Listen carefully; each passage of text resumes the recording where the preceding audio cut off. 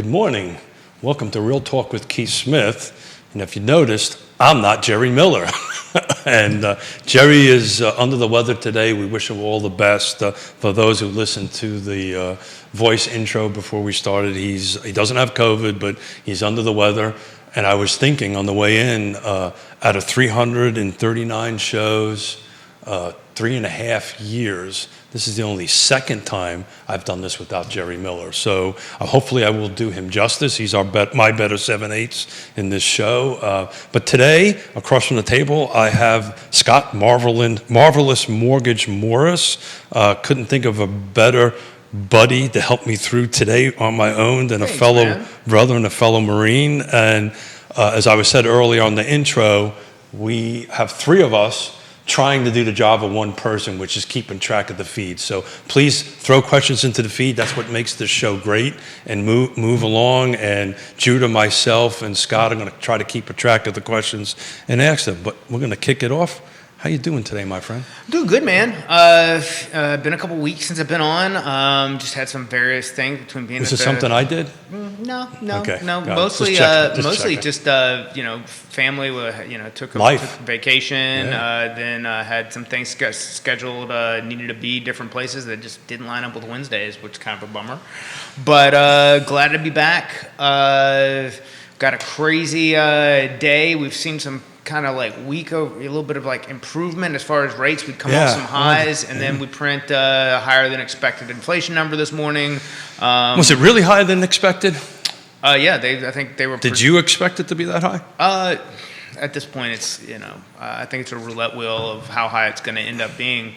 But if they were forecasting 8.8, came in at 9.1 month over month, and you're seeing some negative reaction in the bond market because of it.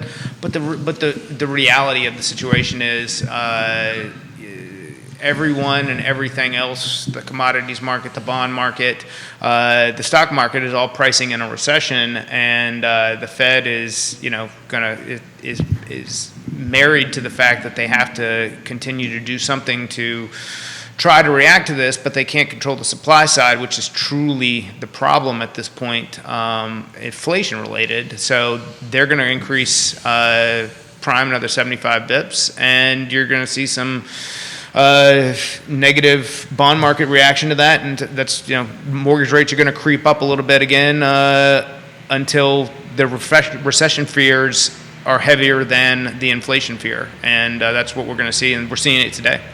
But you called it a couple of months ago. You called it that the rates would take a little bit of a dip, and they did. Mm-hmm. It's about 5.30, right, for a 30-year mortgage, somewhere along. And we came down from like a average 30-year high of like 5.75 to 5.125, but we're going to start walking that back up now. So I remember 1981. Yeah, is there anybody?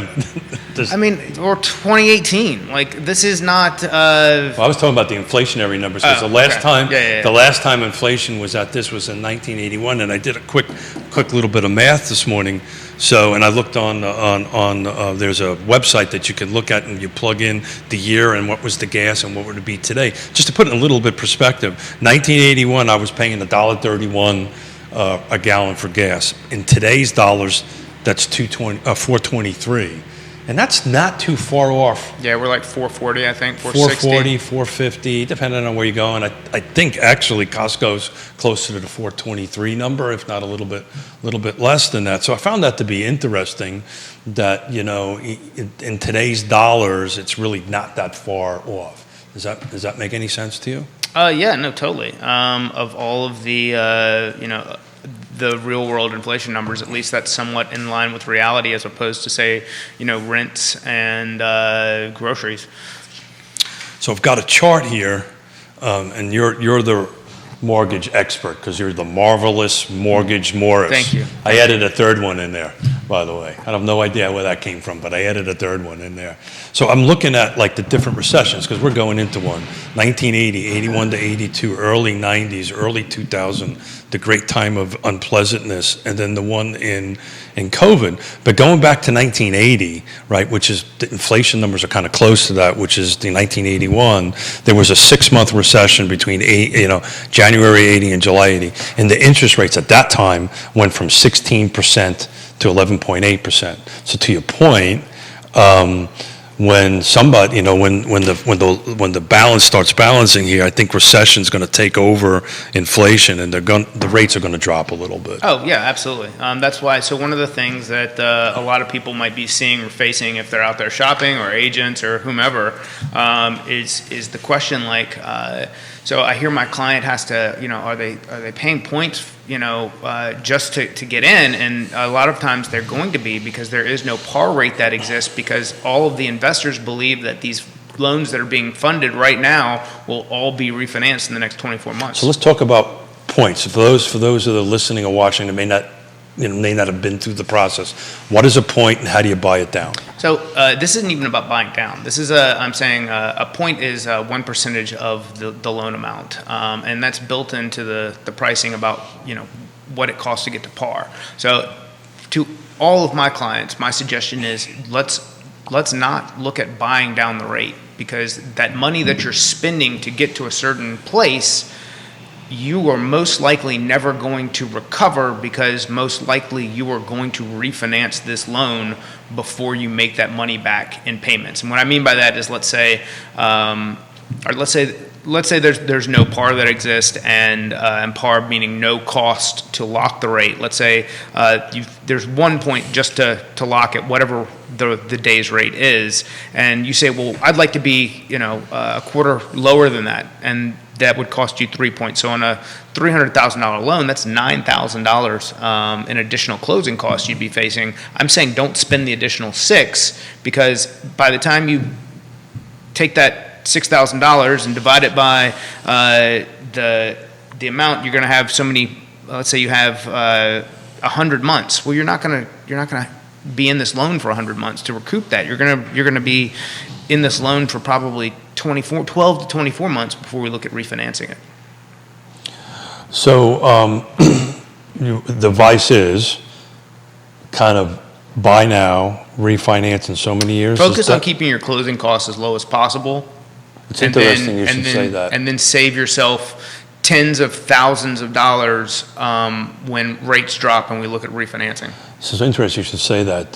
There's two things that are creeping itself back into the real estate market, and there was a meme somebody posted, I saw on Facebook this morning, it was a young lady holding a phone and going, what do you mean you're not going to waive home inspection, right? So the professionalism is starting to grow back again, which is great on that end of it, but a lot of folks have to work their way through this.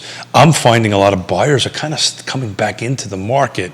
Are you seeing that at all? As your application is increasing or decreasing, or? So I'm seeing kind of what I've been speaking to for the past several months, which is I see less investment calls, and I see an equal or same amount of, hey, we're moving there and we need to make a purchase, we're having a baby, we're getting divorced. We're seeing all the things that drive traditional real estate transactions at essentially the same volume. Now, is this less than what we saw last year? Sure. You've got less qualified buyer pool with a higher interest rate environment that we're in. But at the same time, there's still a lot of opportunity out there, and that's for buyers included, because if they're looking to go out and spend X amount in rent when they can be the same or within $100 either direction, and be building equity, that puts them in a much better position in the long run. And that's what we advise to. That's what we coach to. That's what that's what we know is best for creating generational wealth, for building something greater than yourself or your family. You know, it's interesting. I was just looked at something on a Facebook post on one of my feeds as you were speaking, and the gentleman is spot on. I'll leave his name off of it and the specific comment. But, you know, real estate's been super great to me anyway, you know, other than the time of great unpleasantness when we lost $17 million. But we've recovered from that. And a lot of that is based upon ownership of property and building wealth. And, you know, getting started now, regardless of what the interest rates is the right answer to go forward. Jerry and I were talking on Monday. We had an open house it was right in the urban ring, right up against Charlottesville, around $400,000. We had 12 couples or 12 groups come through there. And what I found it to be super, super interesting was the diversity of the buyer pool coming in. There was everything from empty nesters to three young men looking to not pay rent any longer to move into it. But there was a couple of questions that came up on Monday that I wanted to tackle today. And first off is this back on market. So as you know, I've been tracking week over week since the beginning of COVID around 2020, mid 2020. I take these snapshots week over week of the car footprint. And for those who follow my post on it, you know, a year ago in the same 7 days, same car footprint, there was around 10 homes that came back on the market. 6 months ago, same footprint, was 9 homes came on the market. 3 months ago, it was 10. Between 3 months ago and this last week, it jumped up to 23 units. So it's more than double it. And I took a hard look at the individual numbers, and I expected to see a lot of new construction in there, and it really wasn't. Out of the 23, only about 4 or 5 of them were new construction that came back on the market. Are you starting to see loans that you process that are kind of terminating and going back on the market? If so, why? You know, what skill levels do we need to improve to help these folks through? Does that make sense? So I don't have a big fallout rate from, I had somebody who was buying a second home in North Carolina that didn't like some home inspection items, but I don't see it. We close, like. Yeah. So Yonna and I do about 99%. Whatever we end up getting, whatever our team gets on the contract, we close. So I haven't seen a ton of that. What I have seen, just from paying attention to what people are looking at and looking at a days on market kind of situation, is I've seen properties that have come back on that were maybe that didn't get a lot of interest. They've come back on at more realistic price points. But I've also seen stuff that is driving up days on market because it's still sitting there because someone, or maybe a year ago they could have got what they were asking, and now we're talking at the $800,000 plus range where things are sitting a little bit longer depending on how realistic the seller is about where the property should be. Price changes. Yeah. Same thing. A year ago was 30. 6 months 32. 3 months ago 32. We're up to 62. So we jumped by 30 price changes within 3 months. So the market, I think, from a price perspective, is starting to balance itself out. But I broke down these back on markets, and 6 out of the 23 were new construction. Everything else was an existing. Now, those back on markets, are those new construction? So I know what some builders do, or their representation does, is where if let's say that they've had especially if they're a turnkey, if they've got costs that are going on, they'll pull off market and then make an adjustment to price. Is that the kind of new construction adjustments that you're seeing? It's interesting. On the way in, I was talking to some people in the local industry, and actually people out of Richmond. And so, what are they seeing as far as back on markets? And new construction's a little bit different, right? They generally don't go on the market for sale. So for instance, one subdivision won't put all their 100 lots Correct. in the MLS, right? They'll put 1 or 2 or 3 in there in the different models. Most of them don't hit the MLS prior to selling, right? It's you pick up a phone call, you call me as an agent, we go out and meet the builder's rep, so forth and so on. It doesn't necessarily hit the active market. It just goes straight into pending, straight into sold, right? It goes through the process. Yeah, but if you look at your I think we'll talk. That's like a larger scale. I think if we're talking like mid-size, some of what Liberty does, some of that would be the outlier. Liberty does put most of their stuff on the market on the front end. Anybody, I think the ones where they're doing like 3 to 5, where they'll purchase 20 acres, bust them into 5-acre lots. Those could all go on.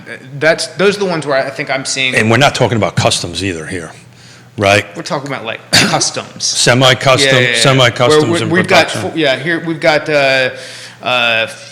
4 models, 8 models. Pick that, and then go in, and we'll get your countertops and everything. Yeah. So generally, how it'll work is you go in there and go ahead and do, let's say, the production side of the house, right? The Stanley Martin Homes side of the house, kind of typical path on this stuff. You'd pick the house, you pick the model, and what a lot of these builders were doing was, because of the shortfall of product, right? They were actually, and we used to do this when I was building back in the day, because this whole cycle isn't anything new. On that end of it, they're building homes up into the drywall, and then they're hitting it on the market because they were having struggles getting inventory. Oh, yeah. I mean, that is totally shifted to it, and they're not putting anything in the ground until they have a contract in it. So this cycle of coming back on the market and new construction will kind of cycle itself out a little bit, because they're not going to put it under contract unless they get a 10% down payment, right? They're not going to move forward with it. So you'll see that back to normal, the normal process on it. I also think what's happening with some of this new construction is and I've said this many times before, it takes so long to get a project to this point of selling that they made guesstimates of what the market's going to be 5 or 6 years later. And I think now that's somewhat catching up to them, because the market is moving quickly.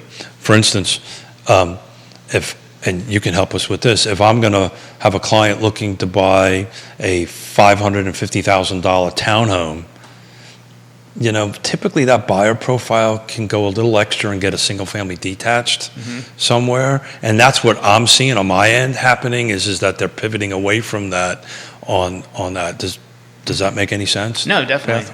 But I mean, that's kind of always the case. But when we're talking about availability, like if townhomes are, we can go out and get this, and there's no single family, or they don't want to be in such a tough competitive environment. I think that was kind of driving some of the action in that direction, versus now where we're starting to see a little more inventory coming on market, especially depending on the location. Like the more options people have, the different decisions they can make with. Well, so that's the struggle here. So I've been running numbers. So my famous little book here, Albemarle County, single family detached, new construction only. I've been looking at year over year. So the beginning of this year until today, actually until 7/6 is when this set of numbers versus 2021. And it's interesting. Single family detached new construction sold. These are units that have closed, or literally only 1 unit difference year over year. 2022 year to date, first half of the year, is 111 sold at 718, by the way.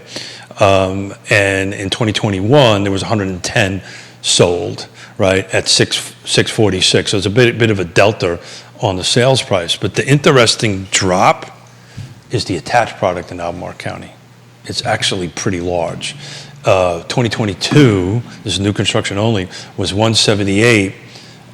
This year, the previous year was 218, so that's a total of 18% difference, right? And by the way, 355 is the sales price on that end of it. And if you look back in 2019 and 18, it's really interesting. Do you have the sales price there? I do. That's the interesting part. So in 2019 and 18, They all hovered for the number of units sold somewhere between 160 and 180. The prices were roughly between 250 and 275. I was going to say 285, yeah. So that was much tighter. And that's where, I think that's where the first-time home buyer and the first-time... Yeah, I mean, that's the entry point. That is the entry what point. We're still missing. That's the missing middle. When you start going up over 350, it gets a little challenging. And it's interesting, even in Fluvanna County, which we have no single-family attached yet, we will with Colonial Circle here in a little while, with that Stanley Martin is doing. We went from 2022 single-family detached. Hold on a second, wrong page. Single-family detached new construction. You got more notes than I do. I'm looking at the email you got. I'm like, I don't have all this. No. These are Keith notes that I keep. I'm hitting you on the sideways there, Mr. Marvelous Mortgage Morris. Yeah, so that was on par. There was 54 single-family detached units sold in Fluvanna in 22. And first half, and 55 in 21. Huge jump, by the way. 18, 19, and 20 never got over 30 units sold. 396 on the sum. The rest of the counties don't really have enough new construction really to count numbers. Louisa, I think, with the next big county. So the new construction mostly has been focusing around Albemarle County. Alfred, we got any questions coming in on the feed? We certainly do. So Alfred is helping us out with questions today. We got one from the wonderful Elena Mangione. Oh, Elena. She says, "Hey, Keith." Hey, Elena. Come over here and save us. Have a sip of Save Smith anyway. Have a little sip of cough syrup and help me here. We got 2 empty seats. She says she's got another topic. The euro is equal to the dollar, and she says Europe is on sale. And I will add to that not only that, you guys also mentioned the CPI hitting the 40-year high at 9.1%. We also have Biden saying that inflation is unacceptably high and the data is out of date. And we have Bitcoin dipping below 19K. Is Bitcoin real? Anybody ever answered that question for me? Is that real? It is real. Real? Okay. It is. Well, we do want to talk euro for a minute. I know a little bit about this. And it's funny, Yonna is going home to visit her family, which she hasn't done in 5 years, and pay respects to her mom and dad who's passed away and see them and take care of some family matters. I guarantee you in October, the euro, those numbers will flip and the euro will be higher than the dollar. It never fails. Anytime the Smiths go to Europe, the euro usually goes up.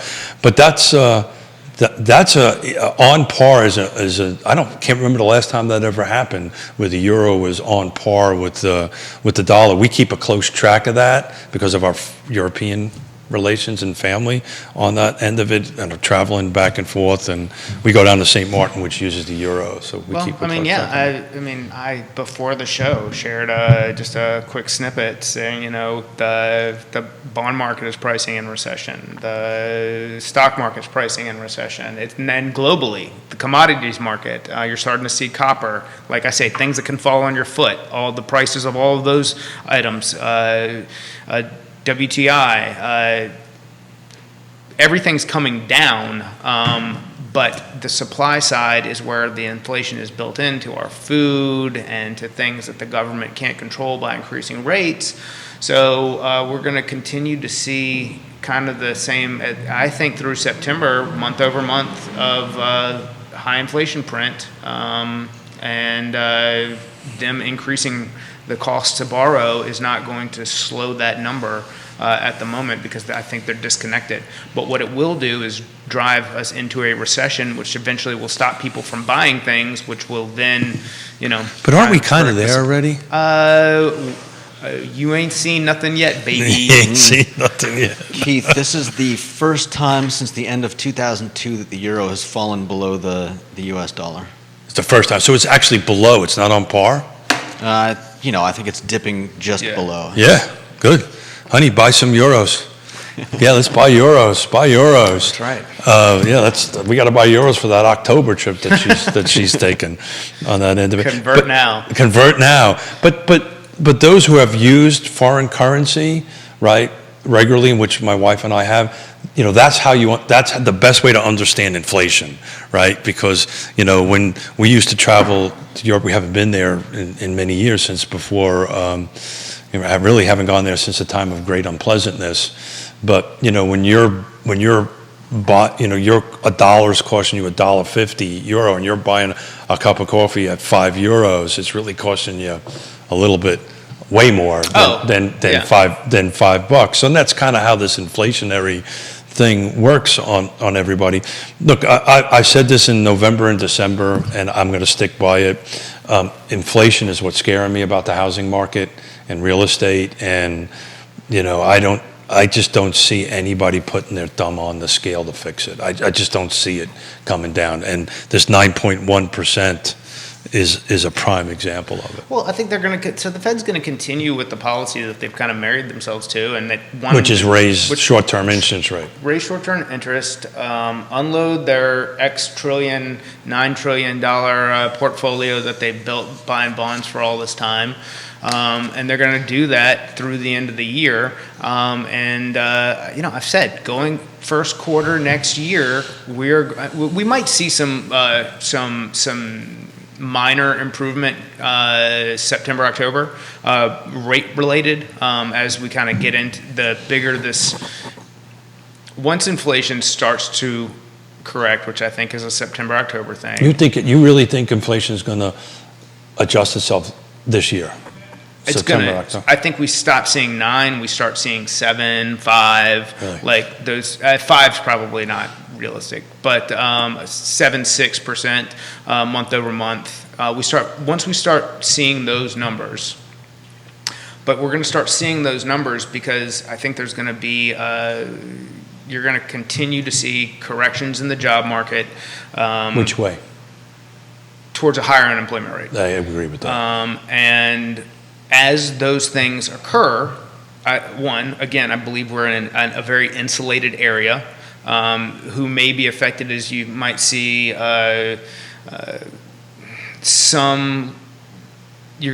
growth stop with some of these government contractors, but I think at the same time those are that's part of what insulates Northern Virginia and Charlottesville is the university, DIA, NJIC, and then the rest of the alphabets in Northern Virginia. As far as those people don't lose jobs typically.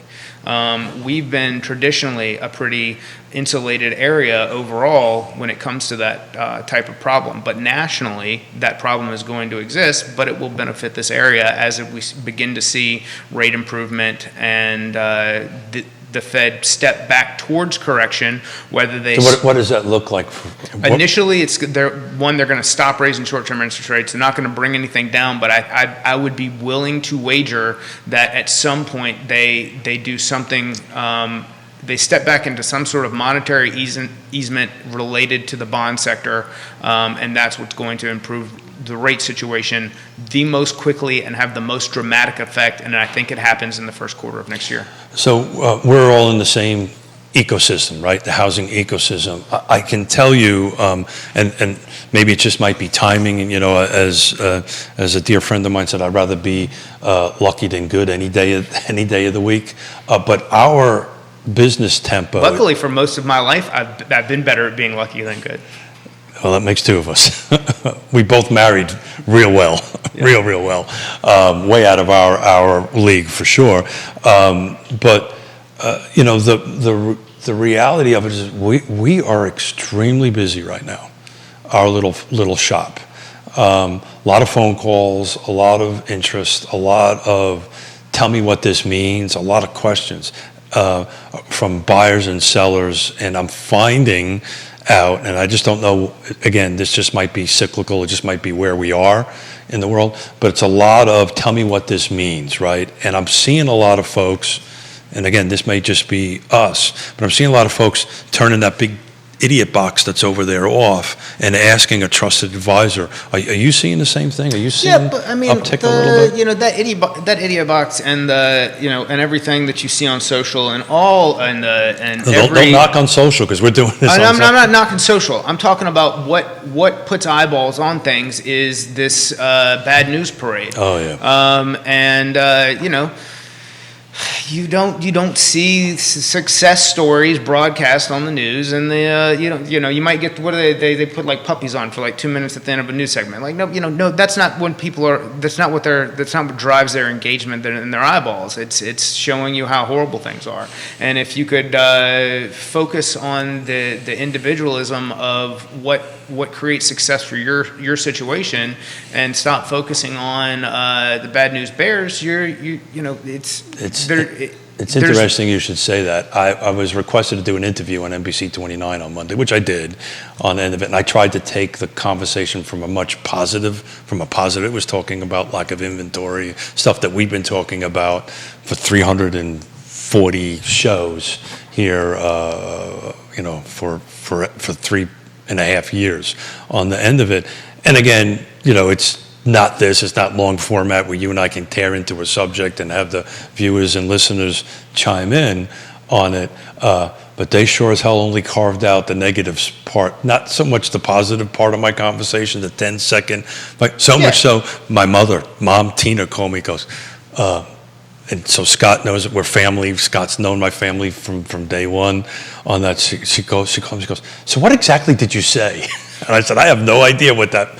I had no idea what I said based on that breakout. So to your point, pick up the phone, call a trusted advisor, call Scott, call somebody from my shop, call from anybody. Here's a great example. I'm not doing a ton of refinances. Nobody is right now because that's done a 180, right? But at the same time, all right, let's say you're somebody who owns your house free and clear, and you've run up some credit card debt. So you're running 13 to 20% interest payments on X amount of money. You got a home equity line of credit maybe that you took out that's adjusted up, and you didn't know was going to adjust up. And you got car payments at 4 to 7%, depending on what that looks like. Well, if we take a look at your overall cash flow and go, okay, so we could take out $120,000, pay off all your debt. You're going to have a mortgage payment of $750, or we could do it over 15 years, and you're going to have a payment of $1,200, $1,400, and you're gonna go from paying $2,000 plus a month where you currently are, and X amount in interest. Then all of a sudden 6% doesn't sound so bad. So I did an analysis for that interview, right?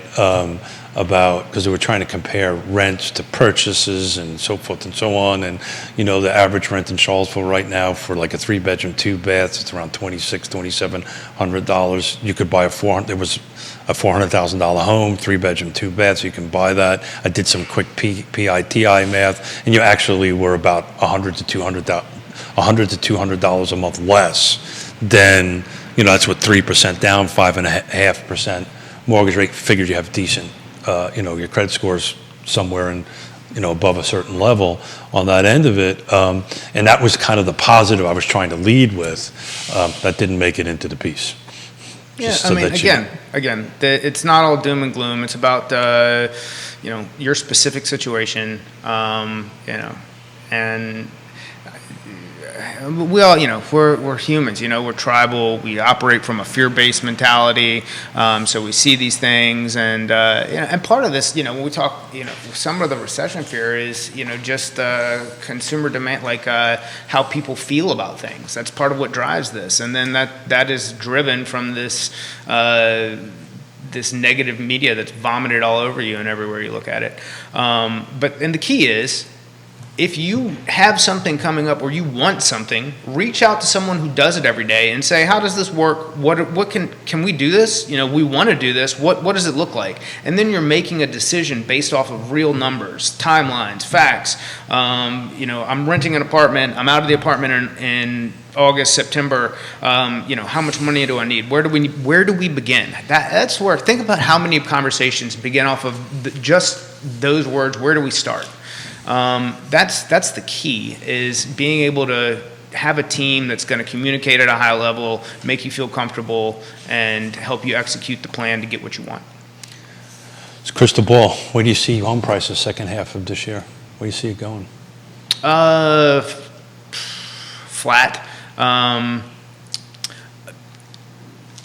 No, I think that's price point dependent too, because I'm still seeing multiple offers, and I was going to ask you that question. So if the property's got some deferred maintenance and things are, if it needs some love, those are the ones where I see concessions coming back after home inspection and stuff like that. And hey, we're doing some 203Ks where we've got, people going in and saying, hey, we want this and we want to do this to it. It's like, all right, let's put it together. But on a super clean property at $400,000 to $600,000, I think that's probably still going to remain competitive in the short term. So I'm reading a report, CoreLogic is saying about nationwide about an 8.5% increase, price forecast gain the second half of the year. I think that's a little on the strong side. I think the mortgage part of that, I think that's a much shorter tower in that column. Yeah, so the MBA, the people who actually lend the money, right, are roughly 3%, 2.7%. But the average of all of them, like Fannie Mae is at 10, Freddie at 10, CoreLogic has got them at roughly 10, NAR's at 8. Historically, I think we're ranging somewhere between 3 to 6%. So I said before all of this started that we were going to see rates go higher and faster than anybody anticipated. Oh yeah, you're spot on. And I'm saying that come first quarter, possibly into this year, maybe October, November, when we start seeing a correction, we're going to see like somebody staring at their phone pulling up to a red light. It's going to be like a bump and then a hard stop. I think this. What do you mean a hard stop? I think we're going to see unemployment go up quickly. Yeah, I agree with that. We're going to see your industry is laying off people left and right. Yeah, because they overstaffed, and these are big companies that. They're all digital, right? They're all. No, they were. So these are. This is why you have a trusted advisor, not a call center. These are people who build out companies that built out call centers to capture refinances and found themselves grossly overstaffed for a situation that they're in now. So it became, we need to lay off 5,000 people to remain profitable. Well, that's not how every company is built or how they built themselves. Can you imagine if you're spot on. Trusted advisor, we've been talking about this for 340 shows, 3.5 years. Trusted advisor. This is what matters. This is how this works, right? You pick up the phone and you call Scott. You pick up the phone and you call Intrastate Service Company. You call Pearl Certification. You call Sigora Solo. You get real live people that are in the local market to help you through this process. What I feel actually sorry for is, can you imagine the people that are in the loan process that their loan officer just got fired or got laid off? What do they do next, Coach?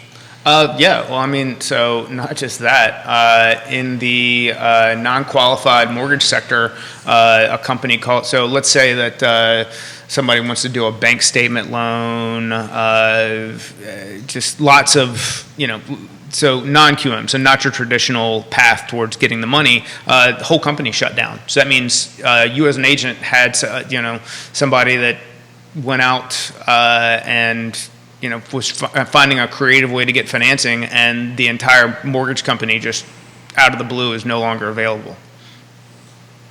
We won't be funding because we're no longer in business. That's not an everywhere thing. That is a non-QM company. QM, explain QM. Qualified mortgage. Yeah. So they don't fit Fannie Freddie guidelines. So I've got all kinds of papers in front of me, and I'm trying to track the papers. And again, God love Jerry Miller. I had this silly thought, right? which only lasted a little while. I'm really good at reading my own inabilities and understanding what I'm good at and what I'm not good at. I thought it was just short attention span, but continue. No, it's really short. I'm 6 foot.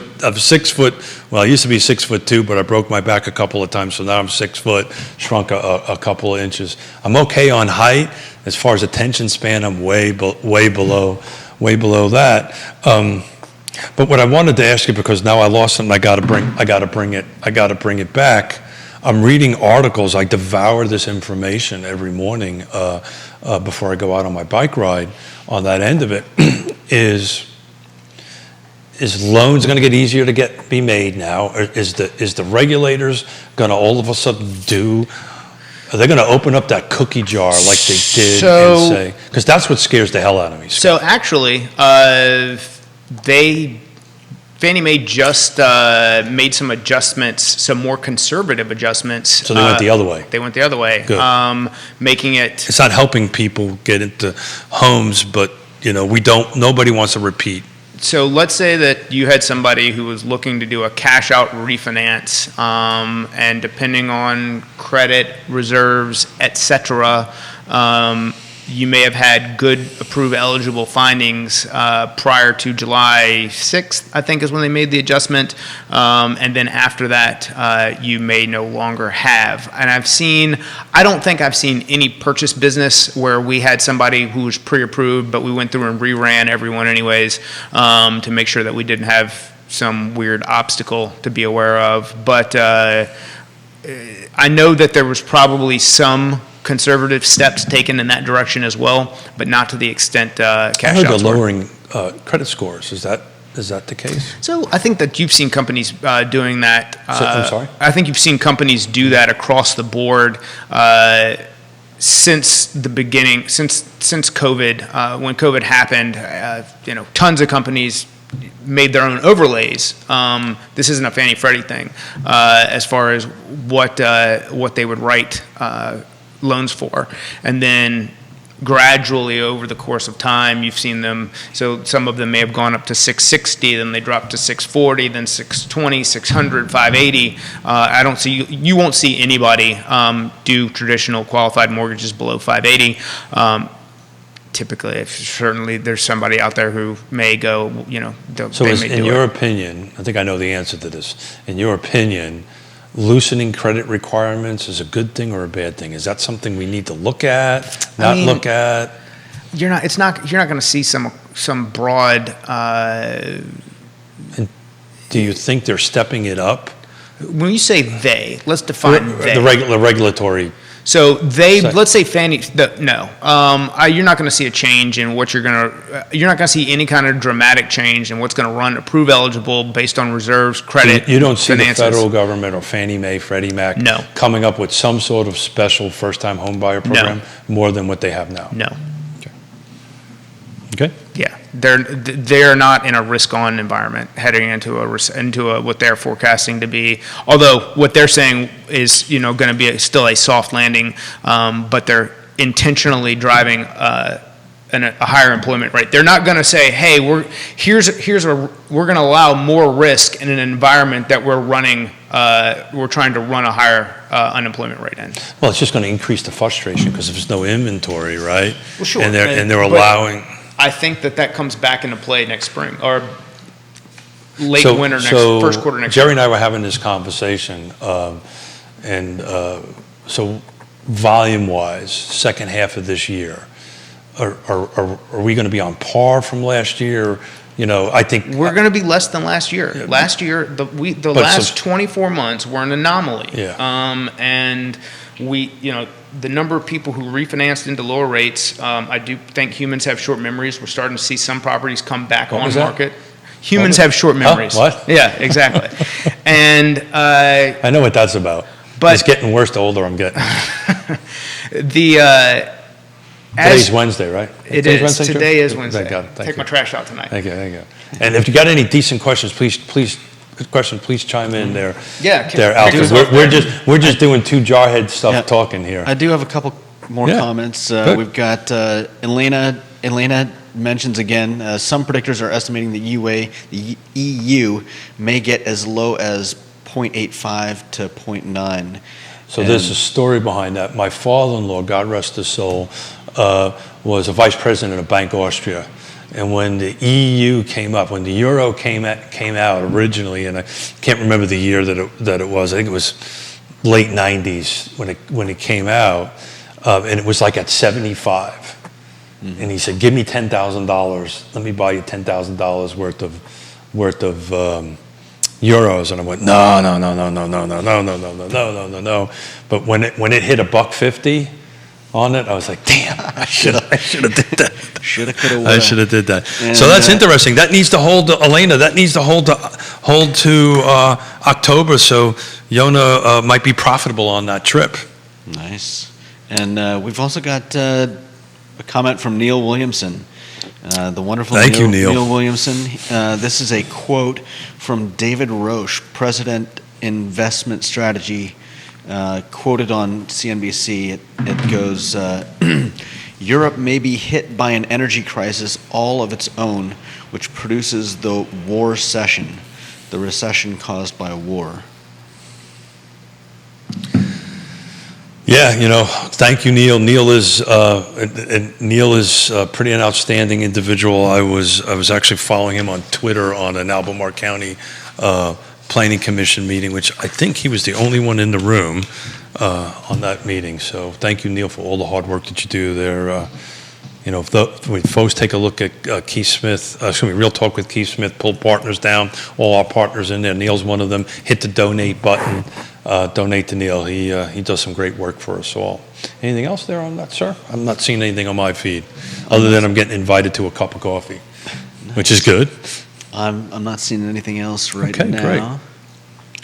So let's go ahead and move along a little bit on here. So you're seeing that, Scott, that we're looking at about a 20% difference year over year. My argument or my discussion with Jerry on this on Friday and Monday was this feels more like 2019 or 2018 as far as volume goes.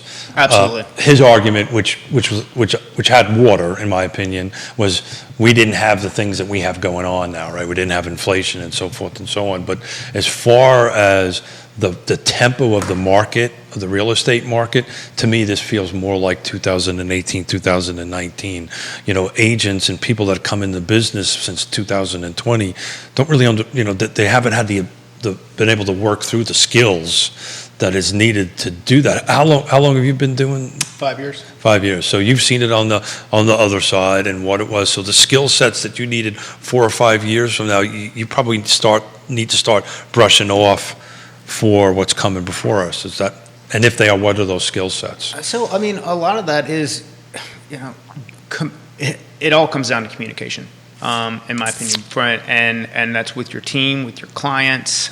This attitude of not picking up the phone or your ability to deliver and manage bad news is, all right, so there's no bad, it's just all news. How are we going to solve this problem? And taking ownership of that is really what creates an experience for the client and causes, and how you manage the relationships that you're in. So at 5:30 in the morning, 3 things pop up on my phone. Those who listen and watch the show have heard me say this before. Be professional, be caring, and be trustworthy. And this is a pros market. We're now in a pros market, and there's a reason why 5,000 people got laid off at some internet banking company because they're not professional. Well, they may be professionals, or we're not going to disparage them, but they're not. I can't pick up the phone and say, Scott, I got a problem. Let's figure this out. I need a pro to figure this out. And care matters. You have to care and be trustworthy, and trust matters. And I every morning I wake up. And I'll be honest with you, I struggle with this. Every day I don't, I fall short on those 3 all the time on that end of it. And I struggle to go ahead and do this, but that's the key today's market is, be a professional. A turkey can fly in a hurricane. 6 months ago, if it had a pulse, you could you could do it. Now you have to do this. Now you have to deal with the phone call of, well, I know I said this is for informational purposes only, but I don't like the home inspection. Right? So what do you do then, coach? Right? Right? Or I know that I went ahead and wrote in the contract that the appraisal, I'll cover the difference with the appraisal because I wrote that contract 60 days ago. Well, I'm not comfortable with that anymore. How do we work through that? Well, one thing that has not changed is I still don't like long closings. But have you ever? That's what I'm saying. That's what I'm saying. Anytime you've got the longer the runway, you kind of. So, are you guys still doing your shop and lock program? I do, but it depends on when they come into the process, qualification-wise and everything else, what their wants and needs are, is how much I advise to using it. Because to get the most amount of benefit, they need to be 90 or 120 days. And the pricing is not as good at 90 to 120 days because the market's so volatile. And for a great instance, I advised several clients, they were like, let's do this. This is in the last month. And I said, hey, look, I think, why don't we wait? Because I see we're gonna run this recession news. So it's kind of like this balancing act in institutional money is like, oh, all right, today, bad inflation print that everyone knew was coming. It's like, oh, the bond market sells off again. I'm not watching the screen, but it looked, and we don't have it on, but I can tell you, my phone hasn't, people that I communicate from 5:30 this morning. We've probably seen a negative 40 basis point or so move in mortgage rates from yesterday to today, which means if you had, negative as in rates are going. Let's call it up. So let's say it's probably possibly close to 50. I haven't actually looked. So we're up a half a point, is what you're saying. So if in basis points. So what that means is if you were qualified at 5.25%, but and there was no par, so instead of that costing you at $300,000, $3,000 to lock that rate, now it's $4,500. So they moved, 50 bips. Got it. But I would say that's about what we're going to see. But then next week, as the recession story comes back into play, we'll see a little correction, and it's going to be this. But I think. What are you advising have people locking in? I started the process with you now. So let's say that if it's new construction and we would traditionally do a 6-month lock, I will have the conversation to say, hey, rates could be at 6% in February. My belief is that that's when we start to see some serious correction. All I can do is give you that advice. This is what it costs. If you are happy with this now, lock it in. Lock it in. Yeah. Please do not gamble on my opinion. But at the same time, if you're a gambler or you're like, I don't want to do that, I'm willing to buy down, or I'm comfortable with whatever it is. Do you have a lot of people buying down rates because they probably listen to your advice? No, because I tell them, look, if you maintain your credit position and the home's going to continue to build some equity, you're going to refinance this loan. So what outside of the box opportunities or products? I think there's a lot of, I've seen this, there's 3-2-1 buy downs where for this year it's, 2%, the next year it's 3%, and then 6%, and it's like, but it costs. That's in 3 years. Right? Yeah, but it cost you $15,000 to do that. Like, why would you go spend that money that you're never going to see? A simple amortization table will fix that for you, just to take a look at that. It will. But what my point is, in the cost, there's a lot of, there's companies that are putting out some very creative things to do, but there's a cost. And the investors know that these loans, even in their creative sense, are going to be refied. So you're never, while it seems attractive, it's in my opinion, a lot of times a shell game. Because for you to spend the money to have this lower payment with the likelihood that I think that a lot of these will be starting to be refinanced next spring, is that is the benefit really there for what's costing you to do it? So it's interesting. You and I, we do business together. We're friends. We're family. We're family. As much as you probably don't want to admit to that. No, I admit to that publicly anyway.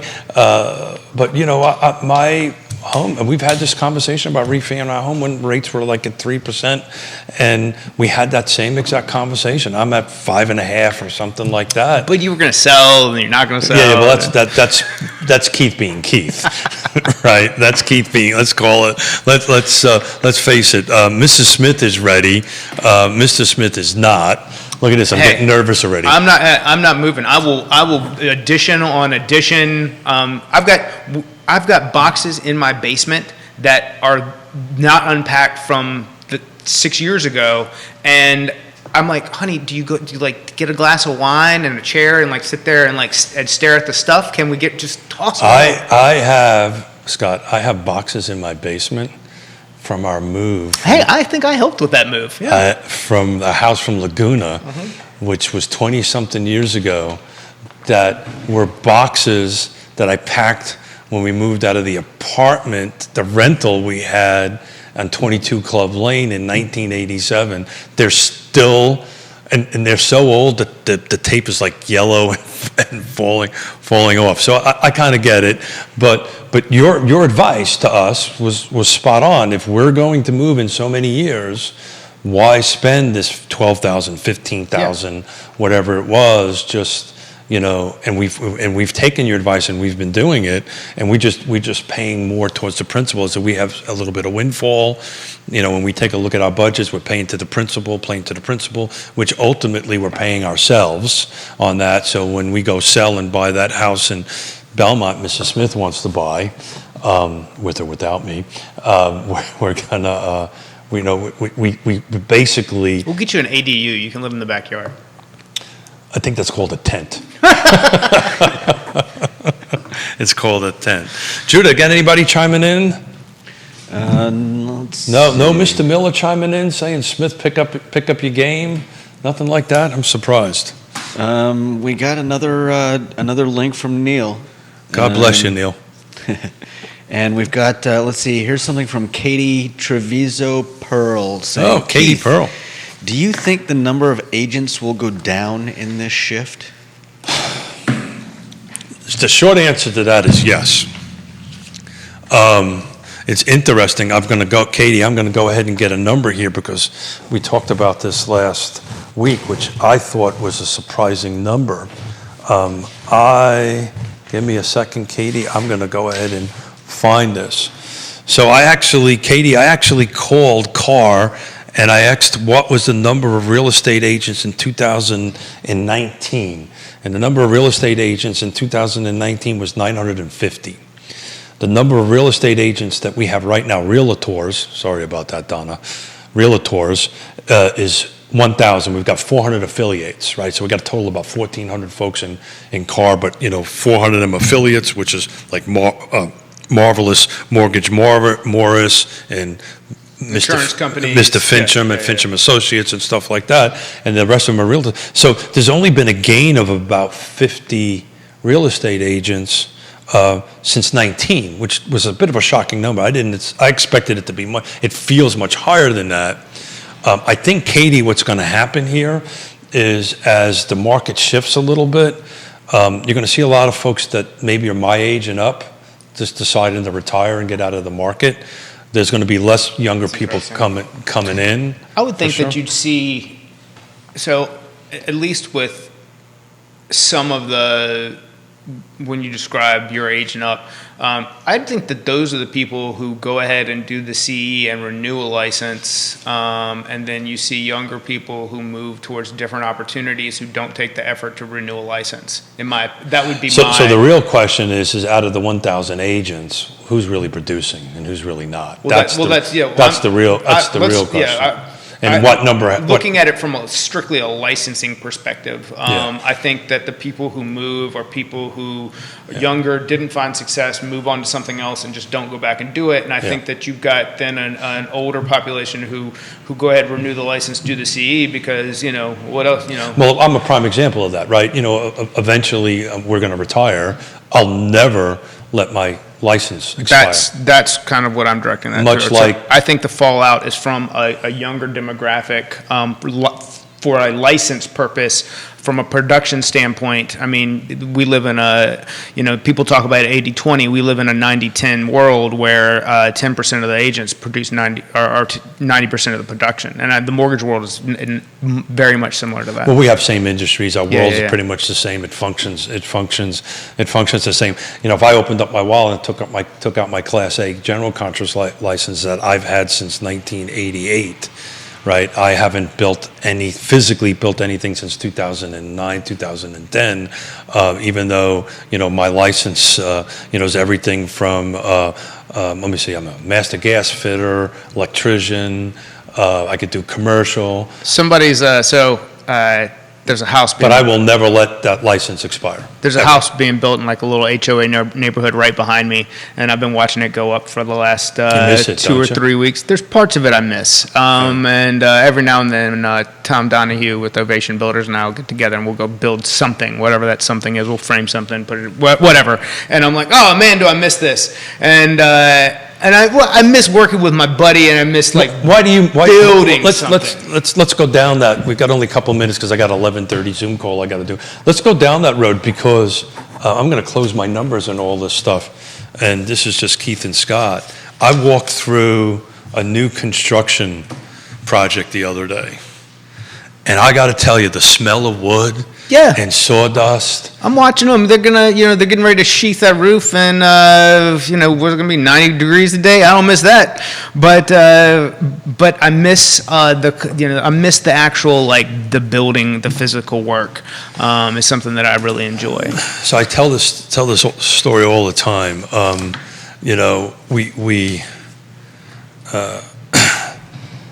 We work 12 hours a day, 7 days a week. We do great things. We put people in homes, right? We work together as a team. This is beautiful stuff, right? But sometimes at the end of the day, you kind of wonder, so what did I accomplish today? And I remember when we were building houses, even a bad day, when you had to do things 3 times over on it, at the end of the day, we walked up, had a beer, and said, look, we built that, right? Or there was something tangible that we achieved. Not that we're not doing anything tangible. We're like I said, we're doing great stuff. We're putting people in homes. Katie Pearl, all these folks that listen and watch that are on our partners list, all make magic happen for folks for one of the top 3 things in one's life, right? Food, shelter, and clothing. On that end of it, so that's huge, a huge responsibility. But so. Those who watch the show know one of the projects I lost was Nahor Village, right? It was part of the $17 million of losing everything that we had. And I ride my bike through that every day. And I had a conversation with somebody the other day going, well, aren't you bummed out about it? And I said, no, I drive by this oak tree I saved. I built a whole subdivision around it. There's beautiful maple trees, $100,000 worth of maple trees. I drive through that thing and I go, wow, look what I did. And it's not about me, but I don't take this, I feel sorry for myself approach. I looked at, I accomplished something. There's hundreds of people that are living in there, and the dream happened. I just didn't see it to the end, and we lost everything we had and rebuilt it, thank God, back to this stuff. But, I do miss it, though, brother. I got to tell you. Yeah. I miss the smell of thing. I miss the smell. It's funny, I took a video on the way in, Colonial Circles being developed, and they're doing the burn pile. Do you remember when I used to put you and my little brother on the burn piles? Yeah.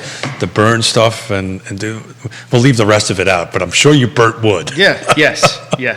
On that stuff. Yeah. Well, they were. I do miss it, man. They were setting trusses the other day, and that was always one of my favorite days. Crane Day. Yeah. Oh, I love Crane Day. Yeah. I don't know what it is about a crane showing up, but everybody gets all excited. Everybody picks up the step a little bit. Well, I think part of it is how much that effing thing cost, and you gotta It didn't cost you nothing. No, that's true. Let's get them in, get them out of there. But and there's always a little more action to getting all those things, getting them up in the air. So that was always fun. Last night, chicken story. Chicken story. More of a duck story. 4 a.m. I hear like birds. Like I wake up and can't get without a show without a chicken or a duck story. I head out and there's a fox trying to dig under because I didn't go lock him up last night because the storm was so bad. And hit him with the flashlight, and he's trying to dig under and get the birds, and takes off. I get the birds wrangled and put up, and they get back out this morning. How much property do you have? 26 acres. And you're just surrounded by other property? I've got 66 that won't be developed on, and then and then I back up to an HOA neighborhood who I'm sure is always annoyed with the redneckery that is happening over at my house. So Forrest escaped on Friday again. Oh no. Yeah, and that Forrest, that's our what is it? Tennessee. It's a rescue, but it's a Tennessee Walker hound, and found him in Fox Hollow, which was roughly 4 miles away. He crossed Route 53. I think 4 times. That's crazy. And it was, cool. The great thing about social media, right? We don't have a GPS thing on him.